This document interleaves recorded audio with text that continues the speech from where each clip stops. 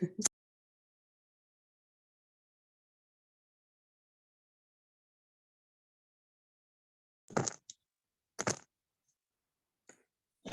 नमस्कार।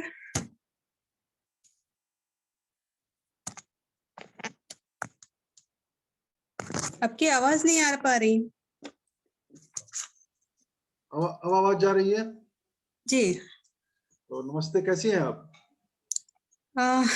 स्ट्रगल कर रहे हैं, बाकी बढ़िया। क्या करती हैं आप? मैं गृहिणी हूँ। कैसे क्या? गृहिणी हूँ और अपने शेयर मार्केट में ट्रेडिंग करती हूँ। चलिए, बहुत अच्छी बात है। तो आप ग्रुप में कैसे आई थी? दरअसल मेरे हस्बैंड के फ्रेंड ने उनको रिकमेंड किया, उन्होंने इनको रिकमेंड किया, और क्योंकि मैंने शेयर मार्केट शुरू किया था तो उन्होंने मुझे वो मैसेज सेंड किया, तो मैं ज्वाइन कर लिया। ऐसे पता तो नहीं लंबी चेन है। ऐसे कई लोग जुड़ते चले गए, मुझे खुद नहीं पता कहाँ से लोग जुड़ते चले गए, और मुझे बड़ा अच्छा लगता है। तो आप कब से हैं स्टॉक मार्केट में? मैं इसी साल फरवरी से शुरू किया है। जस्ट आपने शुरू किया है। और क्या जानती हैं स्टॉक मार्केट के बारे में? स्टार्टिंग। तो अभी मैं आपसे एक रिक्वेस्ट करूंगा। स्टॉक मार्केट के बारे में मैं उतना ही जानती हूँ जी। मैं आपसे रिक्वेस्ट ये करूंगा कि देखिए, स्टॉक मार्केट जो होता है ना, अपने आप में एक कहावत है, आप भी उसको जानती होंगी, किस बिच्छू का मंत्र न जाने सांप के बिल में हाथ डाल दे। सही है। तो स्टॉक मार्केट एक जहर जैसा है। जहर जैसा इन द सेंस क्या है कि यहाँ पर फायदा भी होता है, नुकसान भी होता है। बाहर की दुनिया में क्या होता है कि जब हम कोई गलत काम करते हैं, कोई हमको डांट देता है, कोई डपट देता है, कोई मार देता है। यहाँ पे हम लोग जाते हैं तो क्या होता है कि जो भी दंड या रिवार्ड दोनों मिलता है तो पैसे में मिलता है। यदि हमने अच्छा काम किया, हमको पैसे मिलेंगे। यदि हमने खराब काम किया तो पैसे डूबेंगे। तो मारपीट का और कोई डांट डपट देता है तो उसका जो चोट होता है वो भर जाता है, लेकिन पैसे का चोट नहीं भरता, कभी नहीं भरता पैसे का चोट। तो हमें यहाँ पर कदम फूक फूक के रखनी चाहिए, पहली चीज। दूसरी चीज, अब इसके बाद हम आगे बात करते हैं। मार्केट में जो ट्रेडिंग होता है, वो ट्रेडिंग के 3 सेगमेंट होते हैं मुख्य रूप से। 3 सेगमेंट। सबसे पहला सेगमेंट होता है कैश। अब कागज पेन लिए तो अब उसको लिखते लिखते और मजा आएगा। सबसे पहला होता है कैश। कैश मीन्स क्या होता है कि हमारे पास जितना पैसा है, हम उतने पैसे का शेयर ले रहे हैं। दूसरा होता है कैश का ही एक सेगमेंट होता है इंट्राडे। इंट्राडे का लीजिए, तो इंट्राडे में क्या होता है कि आज ही खरीदेंगे, आज ही बेचेंगे। तीसरा जो सेगमेंट होता है वो होता है फ्यूचर। फ्यूचर क्या होता है कि कम पैसे में ज्यादा सौदे किए जाते हैं। कम पैसे में ज्यादा सौदे किए जाते हैं। जब सौदे ज्यादा किए जाते हैं तो हमारा जो जोखिम होता है, हमारा लाभ और हानि दोनों उस जो बड़ा सौदा होता है उस पर डिपेंड करता है। और सामान्यतः देखा जाता है कि मार्केट में जो है ना, मार्केट की दिशा को डिसाइड नहीं किया जा सकता। कब मार्केट बढ़ेगी, कब मार्केट घटेगी, कोई नहीं जानता। तो फ्यूचर जो होता है बहुत ही खतरनाक होता है, और हम आपको थोड़ा बहुत ब्रीफ नॉलेज देंगे कैसे होता है। और इसके बाद तीसरा होता है ऑप्शन। जो ऑप्शन होता है बहुत ही खतरनाक होता है। तो हम कैश की बात करेंगे तो कैश सबसे अच्छा होता है। समझिएगा मेरी बात को, कैश सबसे अच्छा होता है। इंट्राडे ये कैश की ही एक सेगमेंट है, थोड़ा जोखिम होता है, थोड़ा क्या बहुत ज्यादा जोखिम होता है। फ्यूचर जो होता है बिच्छू से भी बढ़कर जहरीला है। एक चीज समझ लीजिए कि वो क्या कहते हैं, वो कोबरा सांप है, और जो ऑप्शन है वो करायत है। ठीक है ना? होता क्या है कि सांप जब कोबरा डसता है तो 4 घंटे 5 घंटे के अंदर हम दवा इलाज करा सकते हैं। करायत जब डसता है सबसे जहरीला होता है। और हम जैसे वो डसता है, वो सीधे हमारे डायरेक्ट हमारे हार्ट पर असर करता है और आदमी खत्म हो जाता है। तो ऑप्शन करायत है, सबसे जहरीला है। उसके पीछे जहरीले होने के पीछे कारण क्या है कि अब किसी भी कीमत पर खरीदिए, लास्ट में जाके जीरो हो जाता है। एक वो हिंदी पढ़ी है कि नहीं आपको? हिंदी पढ़े नहीं है, मैं मराठी मीडियम वाली हूँ। हिंदी बोल लेती हूँ अब, क्योंकि एमपी में हूँ। तो हिंदी में एक कबीर दास की कम पंक्तियां है, आपने कभी पढ़ा होगा, सुना होगा। हाँ, तो वो कभी आता है कि काहेर नलनी तू को मिलानी, तेरे ही नाल सरोवर पानी। तो वो कवि जो होता है कमल को कहता है कि कमल जो है, तुम क्यों कुम्हला जाती हो, जबकि तेरे जड़ में हमेशा पानी रहता है। तो ऑप्शन जो होता है ना, धीरे धीरे करके महीने में पूरा कुम्हला जाता है। और किसी भी कीमत पर खरीदिए, उसको जीरो होना ही होना है। तो आपने HDFC का अभी आप फरवरी में आपने मार्केट में स्टार्ट किया है और आपने HDFC का कॉल ले लिया, पुट ले लिया। बहुत ही खतरनाक, बहुत ही खतरनाक। अब मैं इसको थोड़ा सा और मैंने स्वीकार कर लिया था कि ये बड़ी भूल थी, बड़ी भारी चूक थी। बस वो उसपे आ जाता है कि ऑप्शन चेंज करके, तो हमने सोचा चलो इसको भी खोल के देख लेते हैं। नहीं, और क्योंकि नरेश जी का था वो, तो कभी नहीं, कभी नहीं। मैं बता दिया कि वो करायत है, कभी मत छूइए उसको।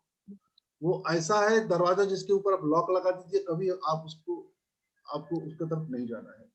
अब हम बात करते हैं, जो चारों हमने सेगमेंट बताए थे, हम सेगमेंट पे बात करते हैं। उस सेगमेंट से पहले हम रिटर्न की बात करते हैं। मार्केट में जो सबसे सफल व्यक्ति है पूरे दुनिया की बात कर रहा हूँ, सभी लोग जानते हैं वॉरेन बफेट है। और वॉरेन बफेट ने अब तक जो भी पैसा कमाया है, आप जानते हैं कितने रेट से उन्होंने कमाया, कितने CAGR से कमाया है? नहीं, इतना डिटेल नहीं पढ़ा। लगभग 20%। हाँ, 20% CAGR। और दुनिया में जो सबसे सक्सेसफुल CAGR ले आने वाला है, मालूम है कौन है वो एक जिम साइमन है, जिन्होंने 66% का CAGR लेके आए। यानी वो हर दूसरे साल या तीसरे साल वो धन क्या करते थे कि डबल कर देते थे। और वॉरेन बफेट 5 सालों में धन डबल करते थे। 5 क्या बल्कि 4 साल में, क्योंकि 72 में जब उनका डिवाइड कर देंगे तो उतने साल में वो डबल का आ जाता है। तो 3 से 4 सालों में। अब अपने देश के सफल लोगों की बात करिए तो आपके रामदेव अग्रवाल, मिस्टर राकेश झुनझुनवाला, विजय केडिया, राधा किशन दमानी, फिर आपके बहुत सारे लोग हैं जो दिग्गज है मार्केट के। सुनील सिंघानिया भी हैं, सौरभ मुखर्जी हैं जो मार्शल आर्ट चलाते हैं, उन्होंने जो किताबें लिख रखी है, कॉफी कैन इन्वेस्टिंग, कई किताबें उन्होंने लिख रखा है, वो है। फिर और भी कई लोग हैं।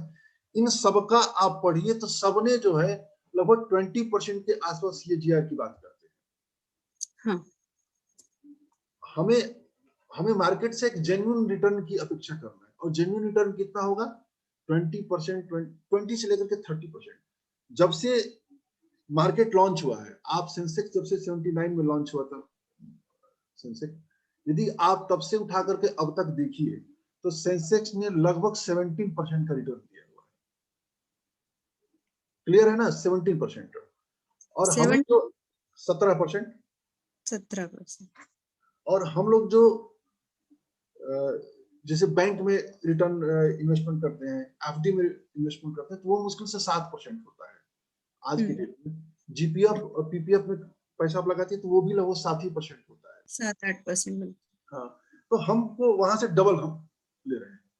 लेकिन हम क्या करते हैं कि आसानी से मार्केट आपको 20% के आसपास CAGR दे देता है, लेकिन हम लोग क्या करते हैं कि हम चाहते हैं कि हर साल हम धन दूना करें।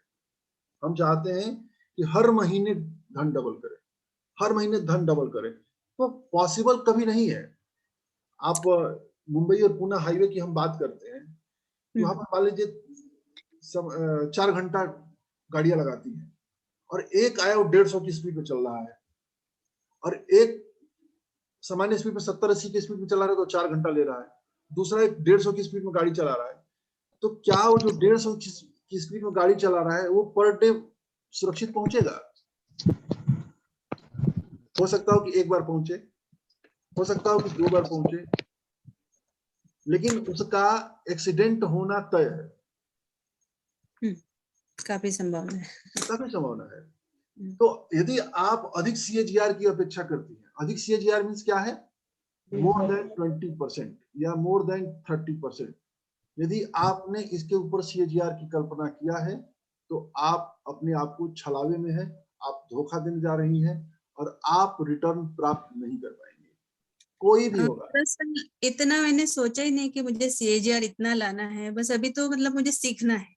आप सीखिए, उसके लिए हम जितना हम जानते हैं, हमें बताने में बड़ा मजा आता है। मेरे पिताजी एक टीचर रहे हैं, मुझे पढ़ाने लिखने में बड़ा मजा आता है, लेकिन by default I am a police officer. अच्छा, सर आए हैं, है? सर हमारे सीनियर है, सर भी पुलिस ऑफिसर ही है। जी।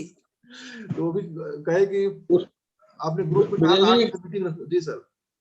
गुरु पूर्णिमा के अवसर पे आपको सादर प्रणाम। आप गुरु ही हैं हमारे। जी, हमारी तरफ से भी आप सभी को सादर प्रणाम। चलिए चलिए, बहुत बहुत। तो हमें क्या करना है कि प्रैक्टिकल CAGR लेके चलना है 20% के आसपास। और अभी जो मार्केट के हालात चल रहे हैं ना, अभी पूरे ऑल ओवर वर्ल्ड में पूरे मार्केट अपने सर्वोच्च लेवल पर है, उच्चतम स्तर। तो इस समय आप कोई भी खरीद, एक मिट्टी भी खरीदेंगी ना, तो वो कल के दिन बढ़ जाएगा, वो सोने के भाव बढ़ जाएगा। 2008 में भी ऐसे ही हुआ था, मिट्टी भी खरीदेंगी ना, दूसरे दिन पैसा बढ़ जाता था। लेकिन ये हमेशा नहीं चलने वाला है, मार्केट गिरेगा, कब गिरेगा नहीं पता। और मार्केट जब भी गिरता है मैडम, बता के नहीं गिरता है, न तो बता के मार्केट चढ़ता है, न बता के मार्केट गिरता है। तो हमारा अपना काम होगा, हम सुरक्षित तरीके से बढ़िया से इन्वेस्टमेंट करें। और अभी फिलहाल मैंने यही किया है कि जो छोटे छोटे स्टॉक लेके रखे थे, काफी सारे मैंने निकाल दिए और मार्केट गिरने का वेट कर रही हूँ।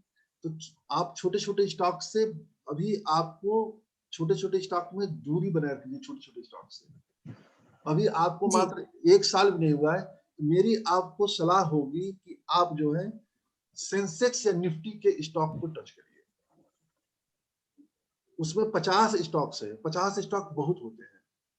और यदि आपको लगता है कि हम निफ्टी सेंसेक्स में हमको वो मिल रहा है, मतलब कि विकल्प सीमित हो जा रहे हैं, तो आप एक काम करिए, सबसे अच्छा तरीका है कि आपके घर में देखिए कि कौन कौन से प्रोडक्ट यूज हो रहे हैं, किस किस कंपनी के प्रोडक्ट हो यूज है, बस आप उसी का शेयर लीजिए। जैसे आपके सामने लाइट जल रही है, तो देखिए किस कंपनी का आपने LED लगा रखा होगा, देखिए हैवेल्स का होगा या बजाज का होगा या पॉलीकैब का होगा। आपके सर के ऊपर फैन चल रहा होगा, फैन देखिए किस कंपनी का होगा। ठीक है ना मैडम। आप जिस इंटरनेट कनेक्शन से हमसे जुड़ी हुई है, वो किसका है, रिलायंस का है कि जियो का है? जी। ये आप जिस घर पे बैठी हुई है, वो डेंट पेंट किया गया है, वो देखिए किस कंपनी के पेंट यूज किए गए, एशियन पेंट के हैं कि बर्जर पेंट के हैं। जिस फर्श पे आप बैठी होंगी वो फर्श टाइल्स होगा, तो टाइल्स किस कंपनी का है, कजारिया का है कि सोमानी का है? आप समझ रहे, बिल्कुल मैं इजी वे में आपको बता रहा हूँ। संपर्क में जितनी चीजें आती है उनका स्टडी करना है। हाँ, और ये जितनी कंपनियां हैं, आपके जबरदस्त तरीके से वेल्थ क्रिएट की हुई कंपनियां हैं। सबने आप किसी भी कंपनी को उठा के देखिए, 15 साल 20 साल का आप उठा के देखेंगे ना, 10 साल 12 साल का, हर शेयर आपको 10 सालों में 10 गुने का रिटर्न दे चुका है। हर शेयर, एक एक शेयर की मैं बात कर रहा हूँ। आप अपने किचन में चले जाइए। आज भी मैं मार्केट गया था, बिग बाजार गया था, तो बिग बाजार से मैंने उसमें बोरोसिल के मैंने प्रोडक्ट देखे, तत्काल मैंने फोटो खींच के उसमें देखा। तो देखती मैंने।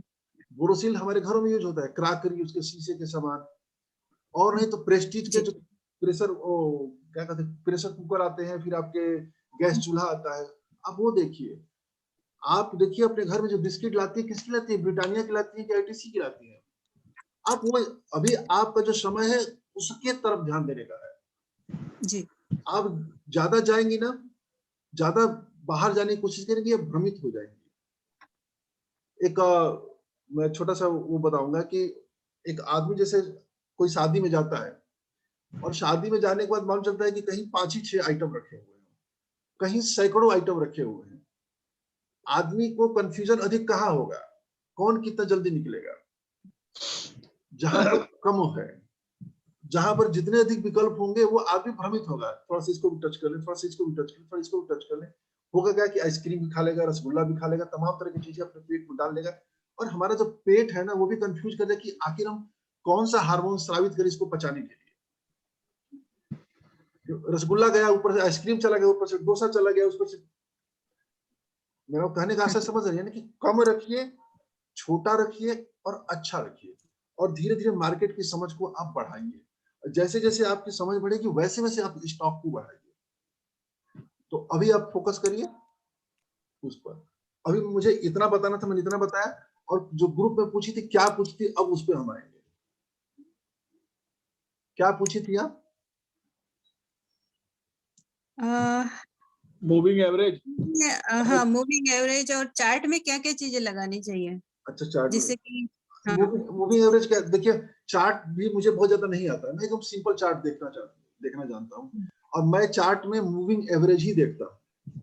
और यदि आप मूविंग एवरेज भी देख लेंगी ना तो अच्छा काम होगा। होता क्या है ना कि हमारे मार्केट में जो है 90-95% ऐसे लोग होते हैं जिनको मार्केट की समझ नहीं है, वो सिर्फ अपना लक आजमाने के लिए आते हैं। जैसे आपने कहा ना कि देख लेते हैं क्या है, तो वैसे, और इस समय जैसे मार्केट बढ़ रही है तो इस समय ज्यादातर लोग वैसे ही आते हैं जो भाग्य आजमाने के लिए, चलो कुछ नहीं कर रहा तो चलो मार्केट में हाथ ही डाल देते हैं। तो वो मार्केट को समझते नहीं है, मार्केट की प्राइस क्या है, पी क्या है, उसका पी बाई बी क्या है, कुछ भी नहीं जानते हैं। सिर्फ उनको मार्केट में पैसा लगाना है, तो वो जानते नहीं। तो हमें क्या करना है कि यदि हम औसत से बेहतर हो जाए, औसत से बेहतर मीन्स क्या, कि कुछ चीजें हम क्राइटेरिया हम अपनाने लगेंगे तो हम भीड़ से अलग हो जाएंगे, और हम भीड़ से अलग हो जाएंगे ना तो हम उसमें पैसा बनाने वाली कैटेगरी में शामिल हो जाएंगे। तो भीड़ से अलग होने में क्या है कि किसी भी कंपनी को जब भी हम खरीदेंगे हम उसके बारे में फंडामेंटल बेसिक चीजें जानेंगे कि वो कंपनी करती क्या है, वो बनाती क्या है, उसके उसका आरओसी का है क्या है, पीई कितना लेवल क्या है, उसके ऊपर कर्ज कितना है, तमाम चीजों को हमको जानना चाहिए। यदि हम जानेंगे तभी हम कर पाएंगे। तो जैसे आज आपने मूविंग एवरेज को पूछा, तो मूविंग एवरेज क्या होता है, अब जानती है मूविंग एवरेज क्या होता है? जितना समझ में आया कि जो चार्ट होता है उसका हाँ हाँ ऊपर जाने का नीचे आने का, हाँ, बस नहीं तब नहीं जानते। इसका कोई एवरेज निकलता है। मूविंग एवरेज क्या होता है कि जो पर डे जो प्राइस क्लोज होता है ना उसको ऐड करके उतने डेज का डिवाइड कर दिया जाता है। जैसे 5 दिन का है, मान लीजिए कोई शेयर हो गया 100 रुपया, 110 रुपया, 120 रुपया, 125 रुपया, 130 रुपया, 5 दिन का हो गया। इन पांचों को ऐड कर दीजिए, डिवाइड बाई 5 कर दीजिए, तो जो आएगा वो मूविंग एवरेज होता है। हम जो 5 दिन का निकाले हैं तो 5 डे हो गई मूविंग एवरेज, 10 दिन का निकालेंगे तो 10 दिन मूविंग एवरेज, 50 दिन का निकालेंगे तो 50 दिन मूविंग एवरेज। तो होता क्या है कि स्टॉक जो होता है मूविंग एवरेज के अनुसार चलता है। मूविंग एवरेज को स्टॉक का पति पत्नी कहा जाता है कि वो तो ज्यादा देर तक दूर नहीं रह सकते।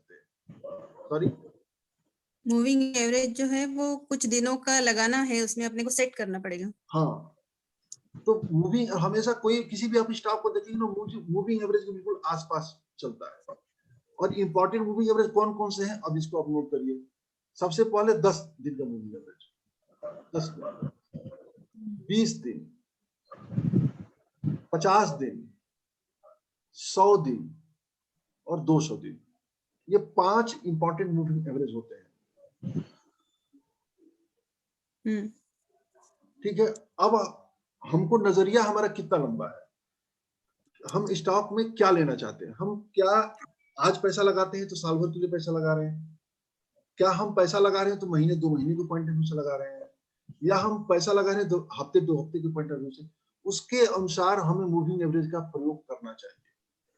जैसे यदि हमारा नजरिया लॉन्ग टर्म का है, यानी साल 2 साल 3 साल ऐसे, तो जब स्टॉक 200 मूविंग एवरेज के ऊपर रहे 200 दिन के, तब हमें खरीदना चाहिए। यदि 200 दिन के नीचे है तो हमें खरीदारी नहीं करना चाहिए। पहला फंडामेंटल रूल है, 200 दिन के नीचे यदि स्टॉक ट्रेड कर रहा है तो हमें उस स्टॉक में हाथ नहीं डालना। 200 दिन के ऊपर जाता है तो हमें उसकी तरफ देखना चाहिए। क्लियर है जी। दूसरा, यदि नजरिया हमारा थोड़ा सा लंबा है, मतलब थोड़ा सा उसे लंबे से थोड़ा सा छोटा हो गया, तो हमें 50 दिन का रखना चाहिए। पर जो स्टॉक 50 दिन के ऊपर जाए हमें उसको खरीदना चाहिए, ठीक है ना। और 100 नीचे 100 का भी हमें मूविंग एवरेज इस्तेमाल करना चाहिए। 100 के मूविंग एवरेज को हमें स्टॉप लॉस के रूप में इस्तेमाल करना चाहिए। यदि 100 के नीचे चला जाए तो हमको निकल जाना चाहिए। और देखिए 20 दिन के मूविंग एवरेज पे आते हैं। जैसे हमारा नजरिया मान लीजिए कि महीने 2 महीने का है, तो हमें 20 दिन का मूविंग एवरेज इस्तेमाल करना चाहिए। कोई स्टॉक 20 दिन के नीचे से जाता है या उसके करीब आता है तो हमें उसको खरीदारी करना चाहिए। और यदि वो ऊपर चला जाए, मान लीजिए ऊपर जाकर के 10 दिन के मूविंग एवरेज के पास आ गया और उसको नीचे किस काट रहा है तो फिर उसको बेच दीजिए। मैं एक छोटा सा चार्ट हाँ, लेकर के दिखा रहा हूँ। अब गोल्डन क्रॉस चार्ट, की बात करी थी सॉरी क्या? आपने, जो गोल्डन क्रॉस का लिखा था अपने ब्लॉग पे। जी जी। तो गोल्डन क्रॉस होता है जब 50 दिन का मूविंग एवरेज 200 दिन को नीचे से काटता है। गोल्डन क्रॉस भी बहुत अच्छा माना जाता है। तो आइए हम देखते हैं कुछ चार्ट, एक दो चार्ट को हम देखते हैं, फिर आपके बारे में कुछ आइडिया क्लियर होगा। तो मनी कंट्रोल को खोलते हैं जरा, एक मिनट खोल कर खोल लेते हैं।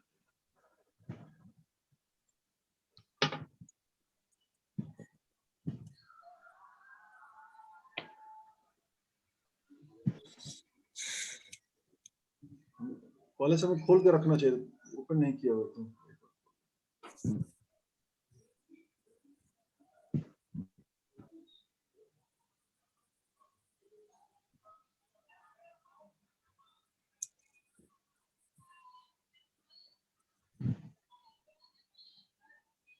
मार्केट मैडम लगातार सीखने वाला है, रोज कुछ ना कुछ सीखना पड़ता है, और जितना हम सीखेंगे उतना ही हम मास्टर बनेंगे। हर व्यक्ति यहाँ पर सीख रहा है, किसी को भी जानिए, कोई भी यहाँ पर परफेक्ट नहीं है। और मैं अपने बारे में बता दूं मैडम कि मैं इकोनॉमिक्स से किया हूँ, तो थोड़ी बहुत मार्केट की मुझको समझ है। जैसे स्टॉक, जैसे हम HDFC स्टॉक के बारे में बात करते हैं मैडम, ठीक है जी, बैंक HDFC खोलते हैं। क्या मुझे खोलना है? और नहीं आपको नहीं खोलना, मैं दिखा देता हूँ, आपको एक रफ आइडिया हो जाएगा तो कहाँ से खोलना है। अब मैं शेयर कर देता हूँ इसको।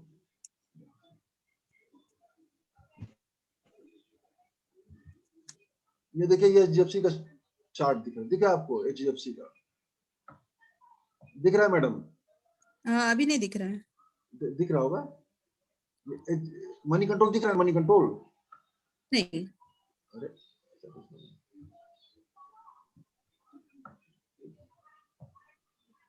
एक बार फिर से करते हैं शेयर। हाँ, अब आ गया। आ गया ना? तो फिर से फिर गया। तो दिख रहा है अब? आ गया। हाँ ठीक है।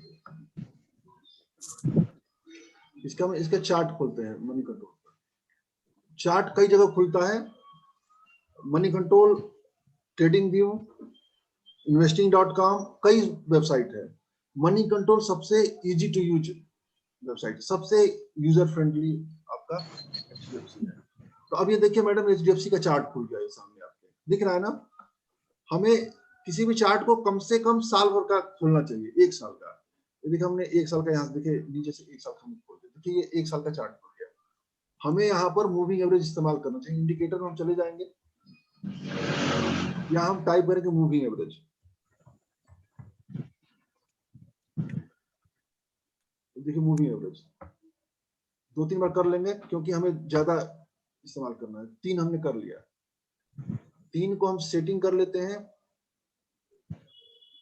पहले को हम कर लेते हैं 10 दिन का,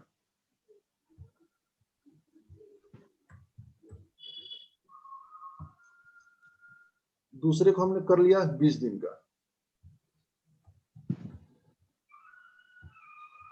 तीसरे को हमने कर लिया 100 दिन का,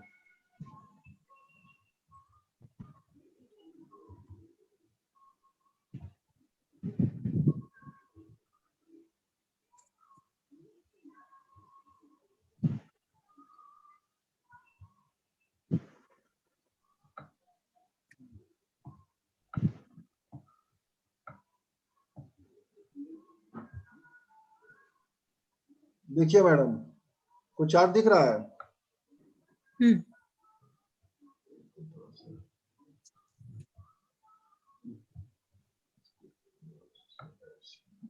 और थोड़ा सा छोटा इसको करना पड़ेगा, 3 मिनट करते हैं। अब ये देखिए मैडम, एक एक चार्ट देखिए, कलर यहाँ देखिए ऊपर में 10 दिन का जो है ब्लू है, 20 दिन का रेड है, और 100 दिन का देखिए ये थोड़ा सा हल्का ब्लू है। अब इसको देखते रहिए आप, किसी भी आप चार्ट को देखेंगे मैडम, तो कोई भी स्टॉक जो होता है हमेशा चार्ट के पीछे बिल्कुल साथ में रहता है। जो सबसे नजदीकी मूविंग एवरेज होता है उसके बिल्कुल पास में होता है, 10 दिन और 20 दिन। अब आप ये देखिए यहाँ पर ये जो नीला वाला दिख रहा है, ये थोड़ा सा इसको मोटा कर देगा, ये जो नीचे सबसे नीचे दिख रहा है मैडम, ये 10 दिन का मूविंग एवरेज है ये वाला, और ऊपर वाला 20 दिन का मूविंग एवरेज है, और ये 100 का। तो जब कोई भी स्टॉक 100 दिन के मूविंग एवरेज के नीचे है, इसका मतलब हमें इसे थोड़ी सी दूरी बना के रखना चाहिए। ये स्टॉक ये डाउन ट्रेंड में है। अच्छा, क्लियर है ना? तो हमें उस स्टॉक को खरीदना चाहिए जो पहला काम कि 200 दिन के ऊपर तो होना ही हो, साथ में 100 दिन के मूविंग एवरेज के भी ऊपर होना चाहिए, पहली शर्त। ठीक है ना? कि 200 दिन के ऊपर हो, चलिए 200 दिन को निकाल दीजिए, तो 100 दिन के ऊपर हो, और 100 दिन के ऊपर के बाद 20 दिन के मूविंग एवरेज को हमको देखना चाहिए। तो अब आप देखिए 100 दिन जो है ऊपर है, 100 दिन के नीचे चल रहा है। इसके अतिरिक्त एक मिनट,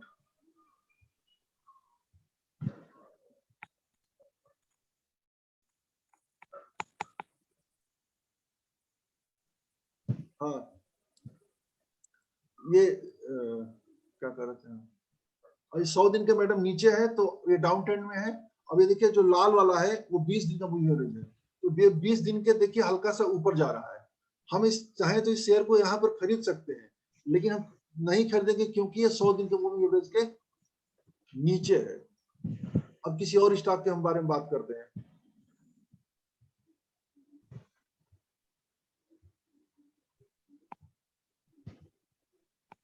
तो HDFC मैडम क्योंकि 100 दिन के मूविंग एवरेज के नीचे है, 200 दिन के मूविंग एवरेज के भी नीचे होगा, तो हमें इसको नहीं खरीदना है।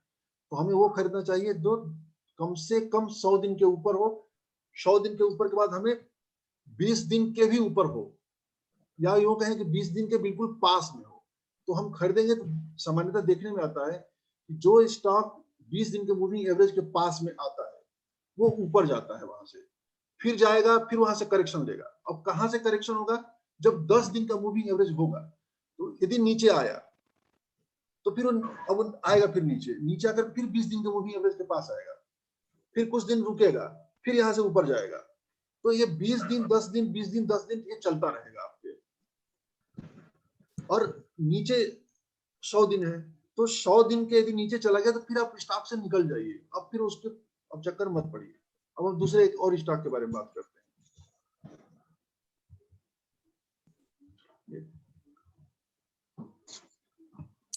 मार्केट कैसे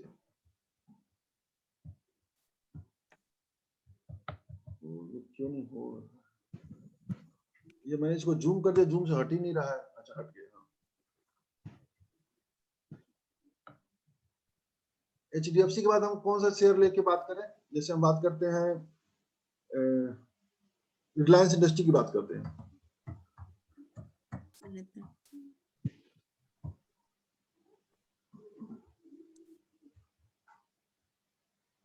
देखिए मैडम 2105 पे शेयर ट्रेड कर रहा है। ये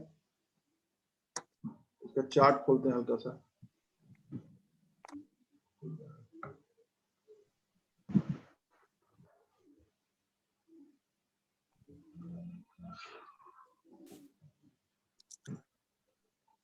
ये देखिए, अब हम इसमें मूविंग एवरेज डालते हैं। ये कहाँ से?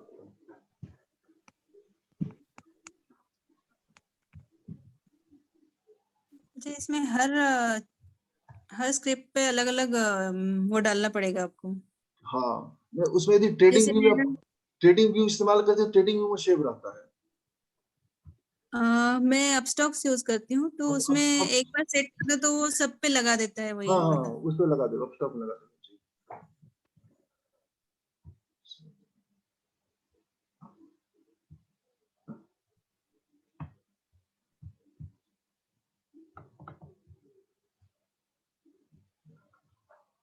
तो तो आप मूविंग एवरेज इस्तेमाल करती हैं कि नहीं कभी?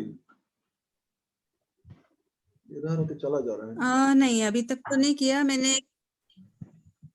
बुलिंजर बैंड लगाया था, हालांकि उसमें बहुत ज्यादा समझ में नहीं आया, पर ये समझ में आया कि जब भी वो नैरो हो जाता है जी जी जी, हाँ तो हाँ। स्टॉक में या तो बहुत तेजी आती है या गिरावट होती है। कुछ भी हो, कोई ना कोई चीज हमें इस्तेमाल करना चाहिए, बगैर बेस के हमको परचेजिंग नहीं करना चाहिए। यदि हम स्टॉक का सहारा लेते हैं तो स्टॉक से मैडम काफी चीजें सहारा हमको जानकारी मिल जाती है। बाकी आरएसआई और एमएससीडी बहुत ज्यादा समझ में नहीं आया मुझे। अब मूविंग एवरेज अभी ये देखिए, समझ रहे हैं। आप यदि मूविंग एवरेज का भी इस्तेमाल करती हैं मैडम तो आप सफल हो जाएंगे, कोई नहीं इसमें रुक सकता। हम लोग क्या है कि ज्यादा हम लोग इस्तेमाल नहीं करते ना, दिक्कत वहीं शुरू हो जाती है। ओहो, चार्ट कहाँ चला गया?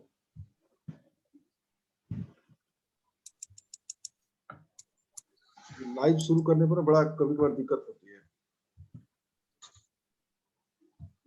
असल में लोगों को रेडीमेड खाने की आदत पड़ गई ना। देखिए ठीक बता दीजिए, खरीद ले, बताइए, बेच दे। देखिए मैडम, ये अभी इसको देखिए आप, 10 दिन 20 जब दिन, तो जोमेटो इतना ज्यादा। अब देखिए मैडम इसको 10 दिन 20 दिन 100 दिन देखिए आप, सभी मूविंग एवरेज के ये भी देखिए, अब ये जो नीला वाला चल रहा है 100 दिन का चल रहा है, यानी बिल्कुल 100 दिन के ऊपर है। ये 10 दिन देखिए, 10 दिन वाला, ये ऊपर वाला ब्लू कलर जो है 10 दिन का है और ये 20 दिन का दिख रहा है। तो अभी ये मूविंग एवरेज 10 दिन के नीचे है, देख रही है ना मैडम?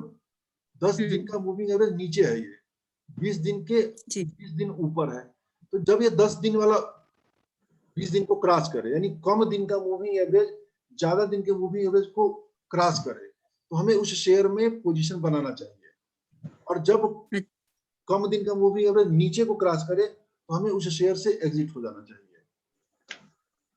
तो ये सामान्य प्रयोग है किसी भी का मूविंग ज्यादा दिन के मूविंग एवरेज को क्रॉस करे ऊपर की तरफ तो उसमें एंट्री करना है, एंट्री करना और ज्यादा दिन का अगर कम को नीचे की तरफ क्रॉस करता है तो एग्जिट करना है, एग्जिट हो जाना चाहिए। अब यहाँ पर देखिए ये देखिए 10 दिन का, ये जो 20 दिन का है रेड कलर वाला, ये जो ब्लू कलर वाला है मैडम ये 10 दिन का है। देखिए यहाँ 10 दिन वाला क्रॉस कर दिया, देखिए देख रही है ना नीचे जी। तो जैसे ही क्रॉस के देखिए रिलायंस इंडस्ट्री की शेयर में गिरावट आई है, देख रही है ना? यहाँ रिलायंस इंडस्ट्री का शेयर है, देखिए नीचे चला है जी, ये 20 दिन के नीचे है। अभी देखिए 100 दिन के मूविंग एवरेज पर रुका हुआ है, इसीलिए कहा जाता है कि 100 दिन के मूविंग एवरेज को आपको स्टॉप लॉस की तरफ से प्रयोग करना चाहिए।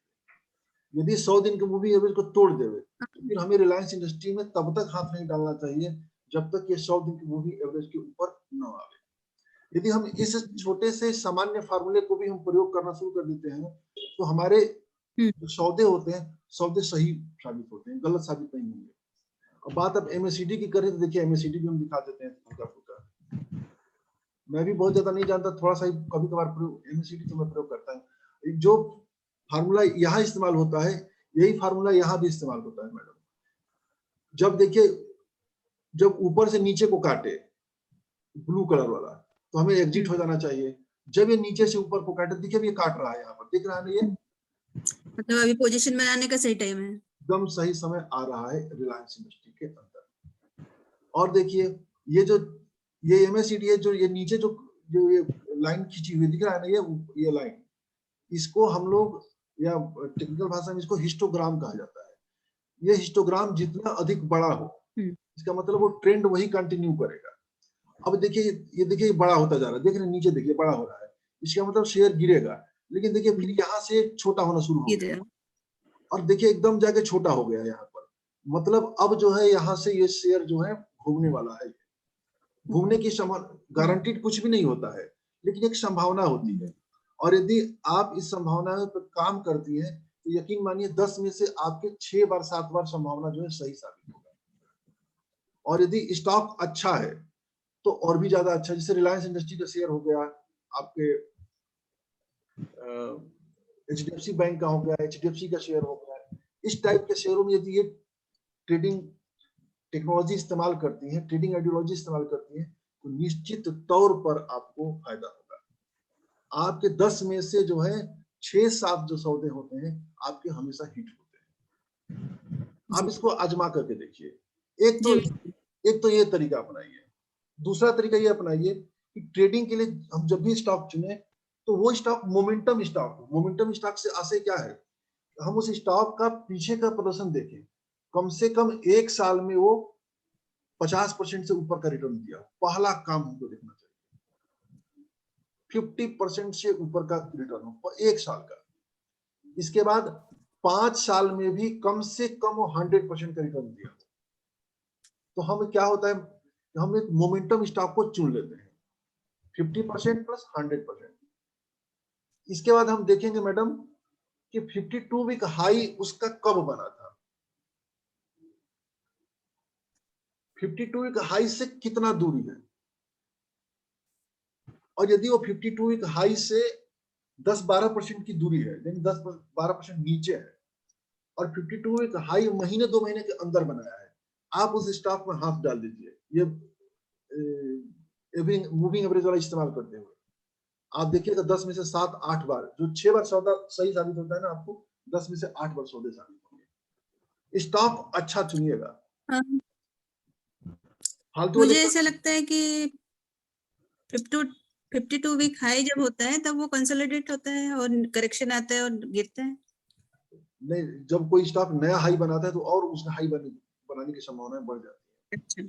तो 52 मेरा अपना ऐसा अनुभव है कि जब भी कोई शेयर नया 52 हाई बनाता है तो 1-2 दिन 52 हाई बनाता है नया, उसके बाद वो फिर करेक्शन लेता है।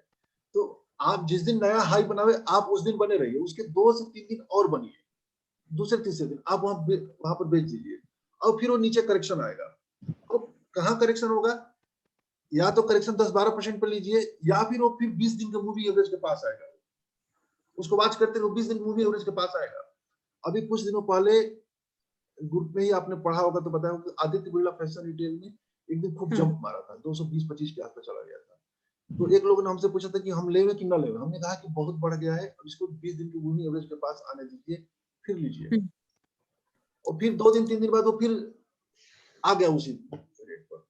तो ये 20 दिन के मूविंग एवरेज को कोई भी स्टॉक हमेशा आपको सम्मान देगा। आप 20 दिन के मूविंग एवरेज पर खरीदिए, जैसे जाए, यदि जा रहा है ऊपर और 10 दिन का मूविंग एवरेज टच किया, ठीक है ना, 10 दिन, और 10 दिन के, ये 10 दिन का मूविंग एवरेज उसके नीचे चला गया, जैसे ही नीचे गया आप वहीं पर एग्जिट हो जाइए। तो आपको 20 दिन का मूविंग एवरेज और 10 दिन का मूविंग एवरेज, इस बीच में आपको आसानी से 7-8% से ऊपर का गैप मिल जाएगा। 10% तो मिलेगा ही मिलेगा, चलिए 10% नहीं मिले, 5% का गैप मिलेगा आपको।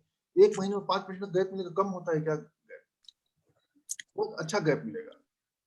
जी और फिर और जब क्या ऐसा करने से चूक गए तो क्या हम उसमें एवरेजिंग करें कि कम नहीं, रेट मत के करिए, दूसरे।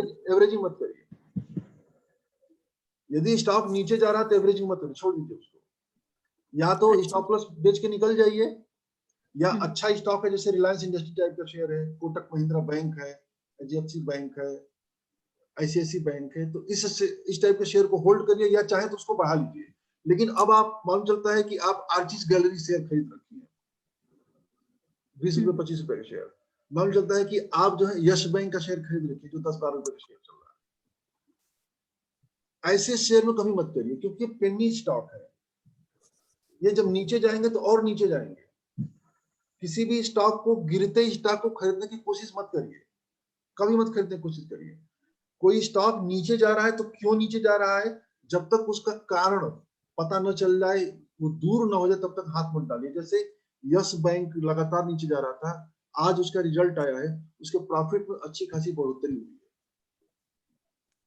तो ये जो बढ़ोतरी हुई है कुछ है, क्यों बढ़ोतरी हुई है, कोई ना कोई कारण होगा, इसका मतलब कुछ सुधार हुआ है। तो अब यस बैंक में एक क्वार्टर और देख लेते हैं, अगले क्वार्टर में देखते हैं कि क्या अगले क्वार्टर में भी प्रॉफिट होता है।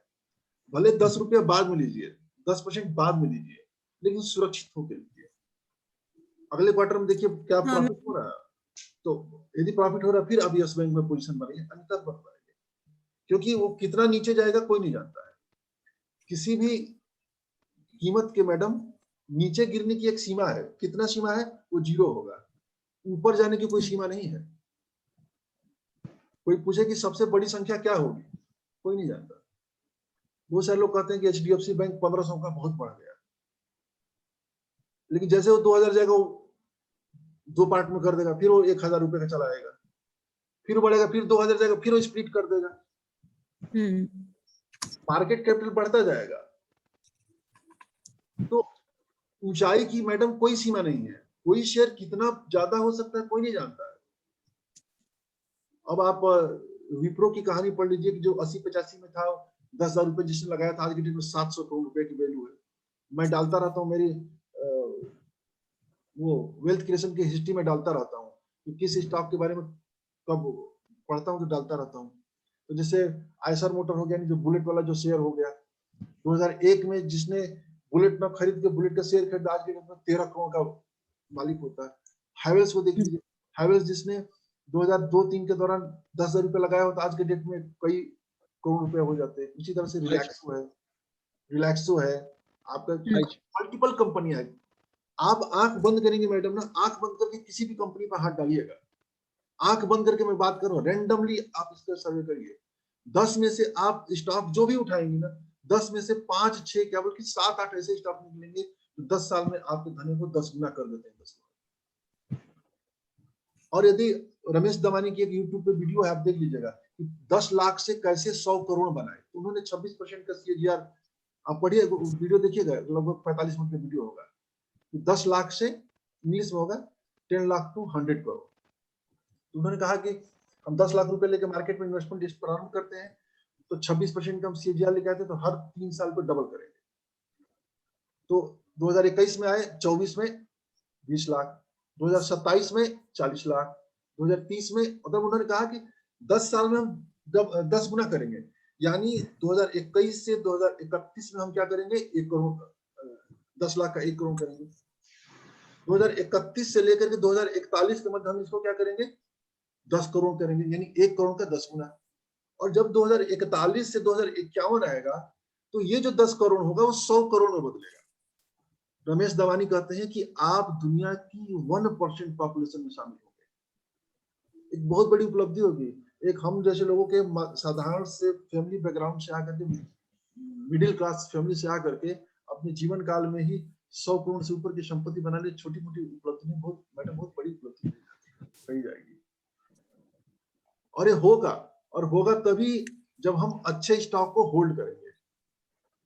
अच्छे स्टॉक को, जो स्टॉक लगातार बढ़ता है,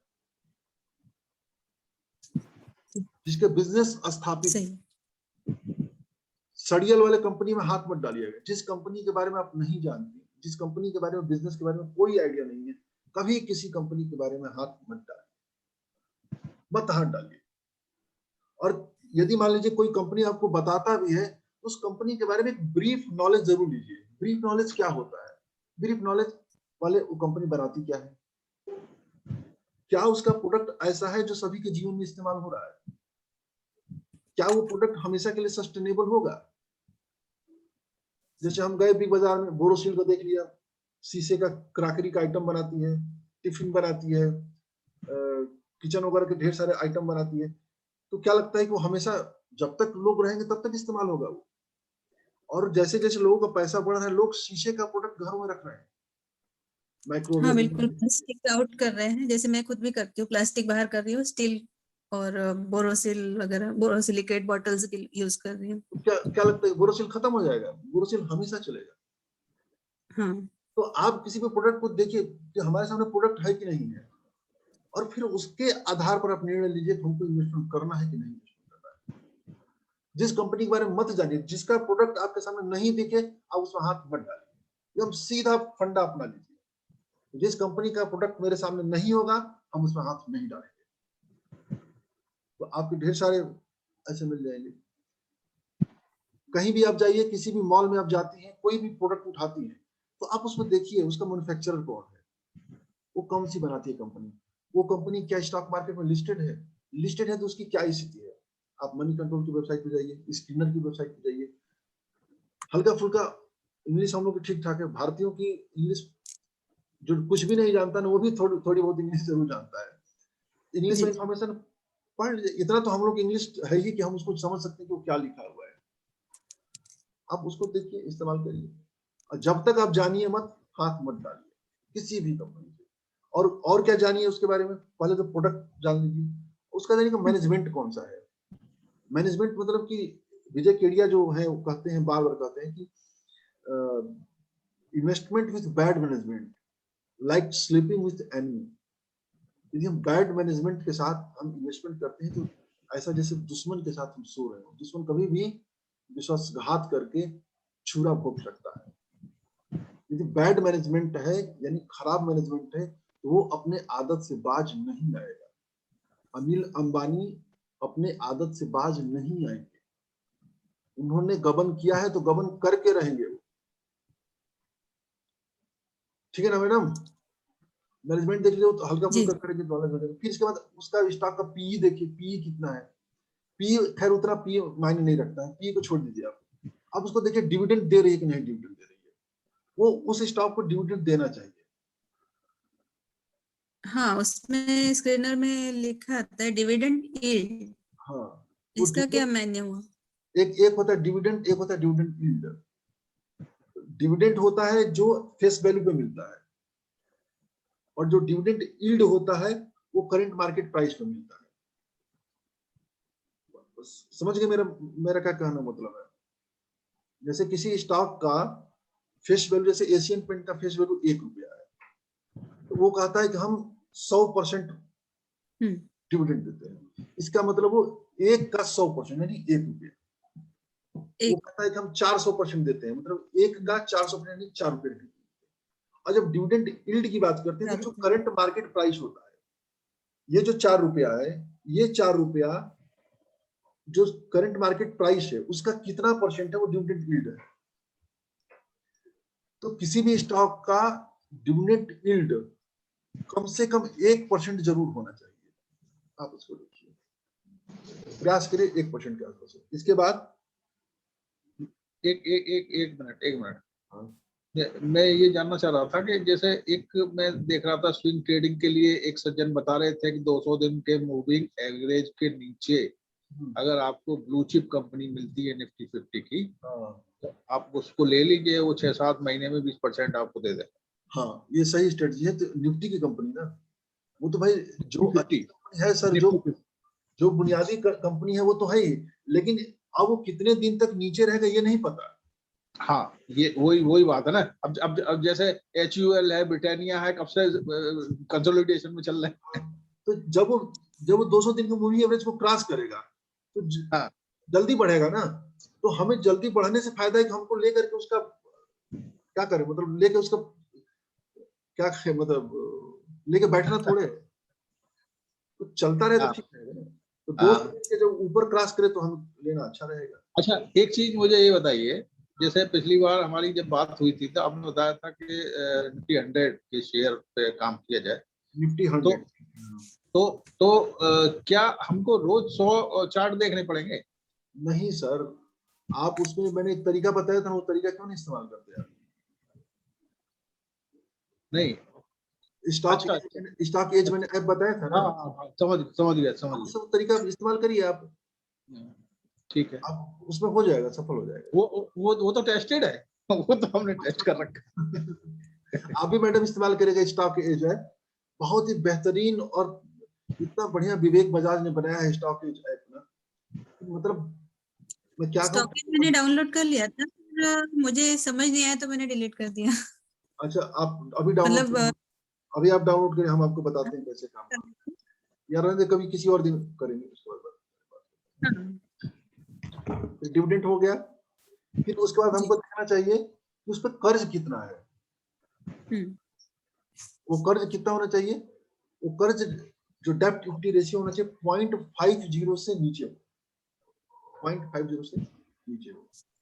इसके बाद हमको अगला चीज देखना चाहिए ROCE और ROE कितना है। ये लगभग 15% के ऊपर होना चाहिए। पहले इसको समझ लेते हैं कि ROCE और ROE क्या होता है, रिटर्न ऑन कैपिटल एम्प्लॉयड और रिटर्न ऑन इक्विटी। इसका सीधा फंडा ये है कि कोई कंपनी यदि 100 करोड़ रुपया इन्वेस्टमेंट करती है तो 100 करोड़ रुपया इन्वेस्टमेंट करके कितना प्रॉफिट बना लेती है। सीधा फंडा दोनों का मतलब यही है। यानी नया इन्वेस्टमेंट करती है कंपनी तो कितना पैसा बनाती है, वो ROCE और ROE है, एक रफ आइडिया मैंने बताया, तो ये 15% से ऊपर होना चाहिए। फिर इसके बाद हम देखते हैं पैट मार्जिन, यानी प्रॉफिट आफ्टर टैक्स मार्जिन, ये भी लगभग 10% के हो आसपास हो तो सही रहेगा। पैट मार्जिन 10% के आसपास होना चाहिए। इसके बाद हम बात करते हैं, फिर आते हैं तो प्रमोटर होल्डिंग हमको देखना चाहिए। प्रमोटर होल्डिंग कम से कम 50% से ऊपर हो प्रमोटर होल्डिंग, और उसका प्लेज जो है, प्लेज कम से कम हो। ये नहीं कि 75% वाली कंपनी ले रहे हैं और 90% शेयर प्लेज किया जा चुका है, नहीं, प्लेज कम से कम हो। इसके बाद यदि मालूम चलता है कि किसी कंपनी का प्रमोटर होल्डिंग 50% से नीचे है, तो फिर हमें ध्यान देना चाहिए उस पर FII और DII की होल्डिंग कितनी है। FII और DII की जो होल्डिंग है सर, ये रिटेल से यानी पब्लिक होल्डिंग से ज्यादा होना चाहिए। इतना हो गया। इसके बाद हमें ये देखना चाहिए कि अब हम जाए स्टॉक के बैलेंस शीट पर जाए। बैलेंस शीट मतलब एक छोटा सा प्रॉफिट लॉस हमको देखना चाहिए। उसका स्टॉक पिछले 5-7 सालों का देखें कि उसका जो सेल्स बढ़ रहा है कि नहीं बढ़ रहा है। ऐसा तो नहीं कि सेल्स स्थिर है। अब मालूम चलता है कि 2009 में कोई कंपनी है, वो 100 करोड़ रुपए का सेल्स जनरेट करती है, और आज 2021 हो गया, वो 120 करोड़ का सेल्स जनरेट करती है। ये कोई औचित्य नहीं बनता। लेकिन यदि कोई कंपनी 100 करोड़ का सेल्स जनरेट करती है 2009 में, और आज के डेट में 300 करोड़ का सेल्स जनरेट करे, यानी कि 10 सालों में उसने 3 गुना किया है, तो हमें ये देखना चाहिए कि सेल्स कितना बढ़ रहा है। फिर इसके बाद हम उसका प्रॉफिट देखना चाहिए कि उसका प्रॉफिट भी लगातार बढ़ते होना चाहिए। और यदि आप इसमें आएंगे स्क्रीनर की साइड पे, तो स्क्रीनर की साइड पर नीचे जाएंगे तो उसमें आता है सेल्स परसेंट कितना है, प्रॉफिट ग्रोथ कितना है, और वो भी देखिए सेल्स ग्रोथ भी कम से कम 10% के आसपास हो, प्रॉफिट ग्रोथ भी कम से कम 10% के आसपास हो। इतना यदि आप कर ले जाती हैं तो आप मान के चलिए कि आपके कौन सी वेबसाइट? स्क्रीनर स्क्रीनर.com। हाँ, स्क्रीनर के सर बनाने वाले लखनऊ के ही हैं। स्क्रीनर के बनाने वाले लखनऊ शहर के ही रहने वाले हैं। अच्छा। तो यदि मैडम हम इतना काम कर लेते हैं ना, जो 10-12 मैंने क्राइटेरिया बताया, आप यकीन मानिए आप मार्केट में एक सफल ट्रेडर और सफल इन्वेस्टर रहेंगे। और जब आप एक चीज और बता दीजिए, वो आजकल ग्रुप में जो एक्टिविटी हो रही है उसको देखते हुए बहुत जरूरी है कि अपनी साइकोलॉजी को कैसे हैंडल करें। वहां दिन में 50 कॉल आती हैं, और 50 कॉल में ज्यादातर में ये होता है कि इसमें आग लग गई, इसमें इतने % आ गया, इसमें इतने % आ गया। तो असल में जो मेरे ख्याल से मैडम भी नई ही है, तो अब जो हमारे जैसे लोग क्या, मैं उसमें ट्रेड नहीं करती हूँ, पर वॉच जरूर करती हूँ कि सही में कितना क्या % है, क्या है। नहीं, उसमें वही मैं पूछ रहा हूँ कि अब जैसे जो भी भाई आदमी है, तो उसमें ग्रीड भी होगा, उसमें फियर भी होगा, है ना। और ये बड़ी मार्केट की इंपॉर्टेंट चीज है जो मार्केट को ड्राइव करती है, चाहे ऊपर जाए चाहे नीचे जाए। तो मैं सर पिछले कुछ महीनों से मैंने क्या किया है, आप देखिए मैं दिन में एक्टिविटी बिल्कुल शून्य कर दिया, एक्टिविटी कम कर रहा हूँ, क्योंकि इतना ज्यादा होता है कि मैं दूर रहना, मेरा दिमाग इतना ज्यादा सर शार्प नहीं है कि मैं इतने स्टॉक को कैप्चर कर सकूं, दिमाग में रख सकूं। ये कहावत है ना सर, एक साधे सब सद है, एक ही साधी है ना, वो पूरा सद जाता है। हाँ बिल्कुल। आपके सर करोड़पति बनने के लिए एक ही स्टॉक पर्याप्त है। एक स्टॉक को अपने कायदे से पकड़ लिया ना, वो आपको वारे नारे कर देगा। निकोलस डरवास की कहानी पढ़िए, जो डरवास बॉक्स बनाया हुआ है, कैसे मैंने मार्केट से 10 करोड़ रुपया बनाया। इधर कई सालों से मेरे पास किताब पढ़ी थी, फिर से मैंने पढ़ना शुरू किया, उसकी कहानी पढ़िए, बहुत मजा आता है कहानी। वही ना जिनकी डरवास थ्योरी है। हाँ, तो सर एक ही 2 स्टॉक हमको चाहिए, बहुत ज्यादा नहीं चाहिए। और जो स्टॉक मैडम लगातार परफॉर्म कर रहा है, यही स्ट्रेटेजी बनाने की कोशिश करती हूँ। क्या मैडम क्या कर रही हैं? इसी स्ट्रेटेजी के तहत मैंने सोचा कि कैम्स और CDSL ले लूं और इन दोनों मतलब मैं इन्हीं को रखूं। ठीक है। आज कैम्स भी बहुत नीचे चला गया है अभी अभी थोड़ा सा मार्केट डाउन चल रहा है, फिर वो सुधर जाएगा। तो हमें और CDSL भी अटक गया। फिर आएगा, फिर बढ़ेगा, फिर बढ़ेगा, धैर्य रखिए। CDSL आने वाले समय का बहुत बड़ा स्टॉक है, क्योंकि अभी मैडम केवल शेयर ट्रेडिंग CDSL में हो रहा है, यानी डीमेट हो रहा है। आने वाले समय में जो जमीन की खरीद बिक्री होगी ना, वो भी डीमेट में जाएगा। हर म्यूचुअल फंड की खरीदारी डीमेट में जाएगा, हर इंश्योरेंस डीमेट में जाएगा। तो बहुत स्कोप है उसके अंदर। तो आंख बंद करिए, बिल्कुल विश्वास करिए, यूनिक बिजनेस है, जबरदस्त बिजनेस है, उस स्टॉक को आप होल्ड करिए। CDSL अच्छा, जब ये गिर रहा है तो क्या मुझे उसमें के कुछ शेयर बेच के प्रॉफिट लेना चाहिए? नहीं, मैं इस पक्ष में नहीं हूँ। आप उसको बल्कि और खरीदारी कीजिए। अच्छा, CDSL हो गया, NSDL अभी लिस्ट होगा, बॉम्बे स्टॉक एक्सचेंज हो गया, कैम्स हो गया, मोतीलाल ओसवाल फाइनेंशियल सर्विसेज हो गया, आपकी ये HDFC AMC हो गया, निपन हो गया। ये सब आने वाले समय तो बहुत बड़े वेल्थ क्रिएटर स्टॉक्स, बहुत बड़े पैसा बना कर देंगे।